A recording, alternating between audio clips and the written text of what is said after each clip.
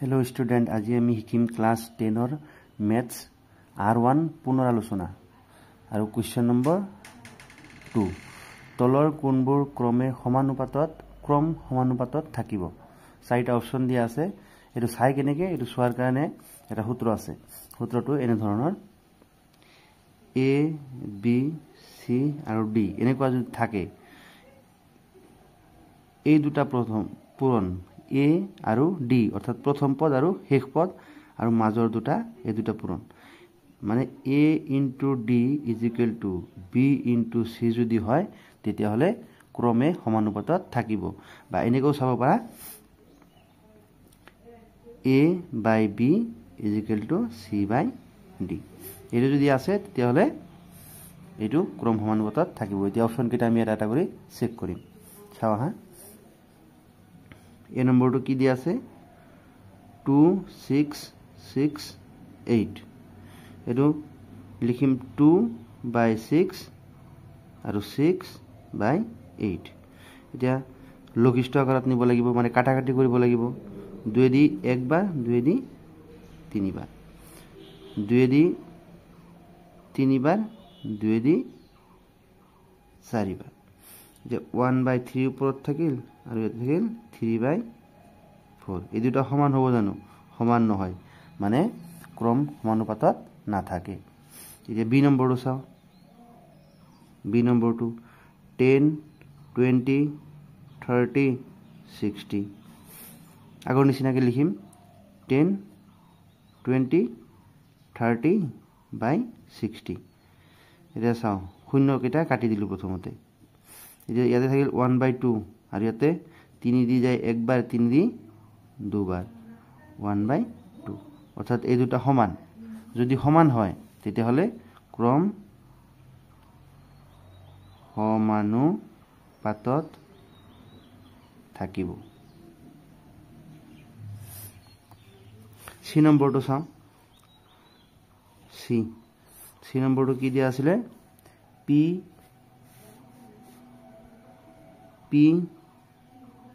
PQ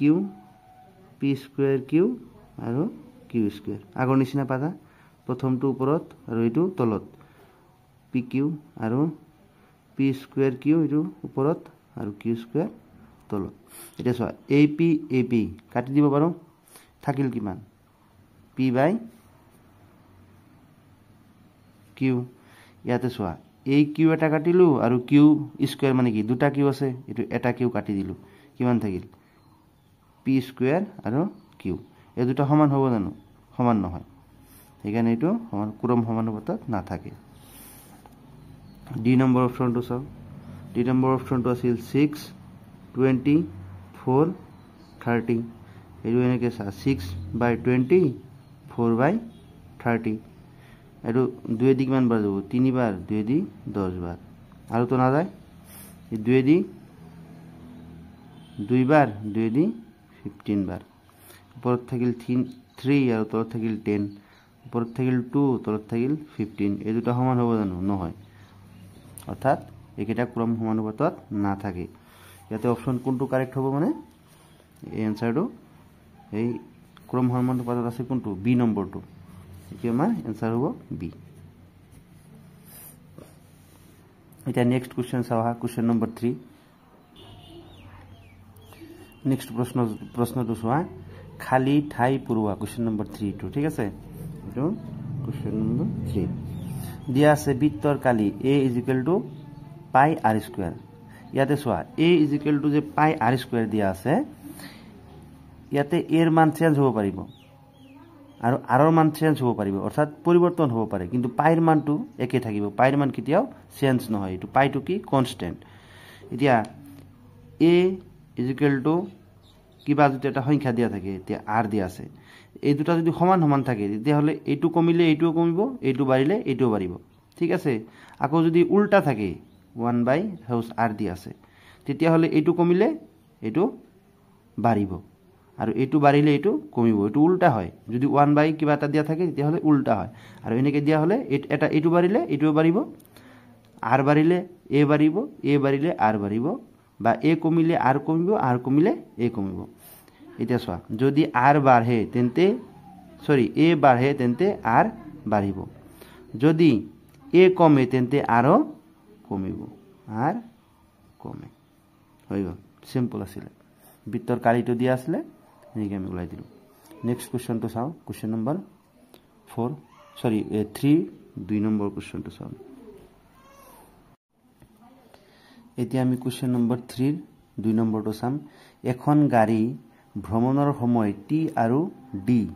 t মানে সময় d মানে দূৰত্ব হলে এনেকৈ এটা চাৰ্ট দিয়া আছে তাতে কিছুমান প্ৰশ্ন আছে আমি এইবিলাক সমাধান কৰিম এই নম্বৰত কি দিয়া আছে t আৰু d এ ঢেৰভাৱে বিচৰণ কৰে কেনেকৈ বিচৰণ কৰে চোৱা ইয়াতে চালে গম পাম t আৰু d t বাঢ়ি আছে 1 2 3 4 আৰু d 4 8 এনেকৈ বাঢ়ি গৈছে তাৰ মানে t বাঢ়িলে d ও বাঢ়ে আগৰ প্ৰশ্নটোৰ নিচিনা ঠিক আছে t বাঢ়িলে d বাঢ়ে অৰ্থাৎ সমানুপাতিকভাৱে বিচৰণ কৰে সমানুপাতিকভাৱে বিচৰণ কৰে যদি দুটা বাঢ়ে তেতিয়াহলে সমানুপাতিকভাৱে বিচৰণ কৰে নেক্সট প্ৰশ্ন বি নম্বৰ প্ৰশ্নটো চাওঁ হা বি নম্বৰ প্ৰশ্নটো আছে t অৰ্থাৎ t ৰ মান দিয়া আছে 6 d ৰ মান ওলাব লাগে t ৰ মান যদি 6 হয় মানে এইটো চোৱা t ৰ মান 6 হলে d ৰ মান কিমান হ'ব আচ্ছা আমি কেনেকৈ ওলাম প্ৰথমৰ যেটো কোৱেশ্চনত দিয়া আছে এইটো এই মানটো আমি ধৰি লব পাৰিম এনেকৈ ওলাই দিব পাৰিম চাবা কেনেকৈ ওলাম t/d 1/4 এইটো দিয়া আছে ন t/d 1/4 আমাৰ হাতত কি দিয়া আছে যে t/d = 1/4 এতিয়া চোৱা t ৰ জায়গাত 6 বহাই দিম d ৰ মান অকলে ওলাই যাব t ৰ জায়গাত কিমান দিয়া আছে 6 d ৰ মান এনেকৈ থাকিব 1/4 এতিয়া দুইটা পূৰণ কৰি দিয়া বজ্ৰ পূৰণ d * 1 আৰু এই দুটা 6 * 4 চোৱা এতিয়া এই দুটা বজ্ৰ পূৰণ কৰি দিছো আমি d * 1 আৰু 6 * 4 এতিয়া d * 1 মানে কি d আৰু 6 * 4 24 অৰ্থাৎ এই মানটো চোৱা d ৰ মানটো কিমান ওলাব আমাৰ t = 6 হলে d ৰ মানটো 24 ওলাব আমাৰ ঠিক আছে নেক্সট কোৱেশ্চনটো চোৱা আৰু ওলাব লাগিব এনেকৈ c নম্বৰটো দিয়া আছে ইয়াতে ওলাই দিও c নম্বৰটো কৈছে d = 28 হলে t ৰ মানটো কিমান হ'ব এতিয়া t ৰ মানটো আমি ওলাব পাৰিম এই আগৰটো নিচিনা এই মানটো দিয়া থাকিলে আমি ওলাব পাৰিম t/d 1/4 কি দিয়া আছে t/d = 1/4 এতিয়া d ৰ মান বহাই দিম t ৰ মান ওলাই যাব t = d মানে কিমান দিয়া আছে 28 = 1/4 এতিয়া বজ্ৰ পূৰণ কৰি দিয়া t * 4 = 28 * 1 এতিয়া চোৱা t এনেকৈ দিলো আচ্ছা ইয়াতে পূৰণ হৈ আছে ন t * 4 পূৰণ হৈ আছে এইটো তলত দি দিম 28 * 1 মানে 28 এইটো 4টো তলত আহি যাব হৰণ হৈ যাব 4 দি কাটব পাৰিম কেইবাৰ যাব 7 বাৰ এতেকে t = 7 c নম্বৰ প্ৰশ্নটো হৈ গ'ল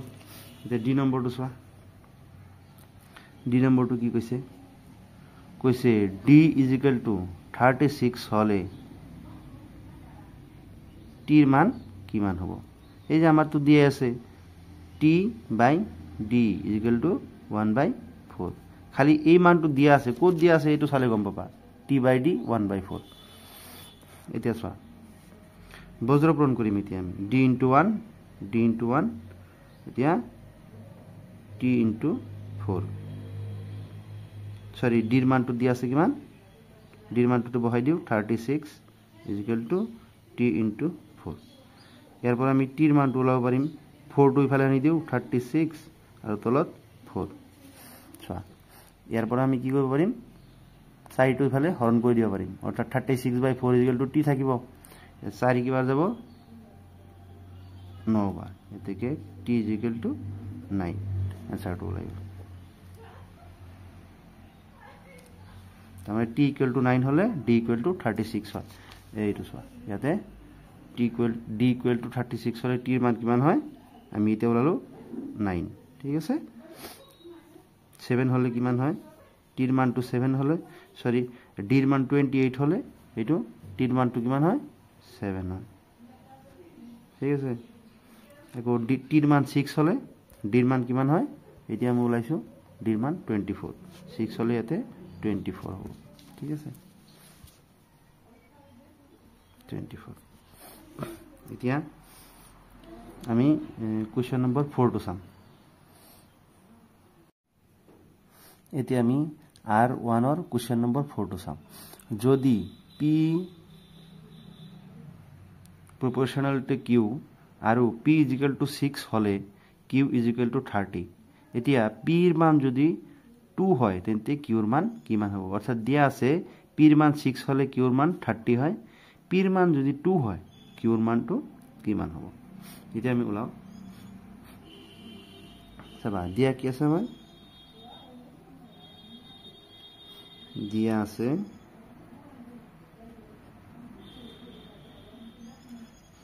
P proportional to Q ইয়াৰ পৰা আমি লিখিব পাৰো P proportional to উঠাই দিলে এনেকৈ লিখিব পাৰি P = K এইটোৰ ক্ষেত্ৰত এটা K বহাই দিব পাৰি K আৰু Q টো লিখি দিলো এটো 1 নম্বৰ ঠিক আছে এতিয়া চোৱা P ৰ মান যদি কিমান দিয়া আছে 6 হলে Q ৰ মান 30 হয় যে P ৰ মান দিলো আমি 6 বহাই = K ৰ মান এটো Q ৰ মান কিমান হয় 30 এই 30 টো আমি বহাই দিলো ইয়াৰ পৰা আমি K ৰ মানটো ওলাই যাব ইয়াৰ পৰা K ৰ মানটো ওলাই যাব এটো এনেকৈ হৰণ কৰি দিব লাগিব এতিয়া 6 ওপৰত থাকিব আৰু তলতে 32 তলত আহি যাব 6 যাব কিবাৰ 5 বাৰ অৰ্থাৎ K ৰ মানটো ওলাইছে আমাৰ 1/5 এতিয়া এই 1 নম্বৰ যেটো আছে এই 1 নম্বৰত এই মানটো বহাই দিলে আমি পাই যাম P = KQ ইয়াতে P ৰ মান কিমান হলে 2 হলে K ৰ মান 1/5 আমি এতিয়া ওলাইছো 1/5 into Q এতিয়া Q ৰ মানটো ওলাই যাব 5 into 2 এতিয়া Q টো ইফালে থাকিব 2 into 5 চোৱা এতিয়া কি কৰিম 5 টো ইফালে পূৰণ কৰি দিম 2 into 5 আৰু ইয়াত থাকিব 1 into Q বা Q এতিকে Q মানটো কিমান লৈছে 2 into 5 10 এটো বেলেগ এটা নিয়মতো কৰিব পাৰবা এটা চাবা বেলেগ এটা নিয়মত কৰি দিও যদি তোমাক এনেকৈ দিয়া থাকে P is proportional to Q তেতিয়া হল তুমি এনেকৈ লিখিব পাৰা P/Q অর্থাৎ P1/Q1 = P2/Q2 এটা মান দুটা বহাই দিয়া প্ৰথমটো P1 বুলি ধৰিবা আৰু দ্বিতীয়টো P2 বুলি ধৰিবা এতিয়া সব P1 ৰ মান কিমান 6 আৰু Q1 ৰ মান 30 P2 ৰ মান 2 আৰু Q ৰ মান Q2 ৰ মান এটা ওলাই যাব এতিয়া সব 6 into Q2 30 into 2 এতিয়া 6 কেইবাৰ যাব 30 5 বাৰ এতিয়া Q2 = 5 into 2 = 10 একে হল না মানটো এনেকৈ কৰিব পাৰিবা তোমালোকে ঠিক আছে এতিয়া চাও হা নেক্সট কোশ্চেনটো আছে নেকি কোশ্চেনটো চাই লোৱা ভালকে এবাৰ স্ক্ৰিনশ্বট মাৰিব পাৰা নাইবা নিজে নিজে কৰিব পাৰিবা তোমালোকে ঠিক আছে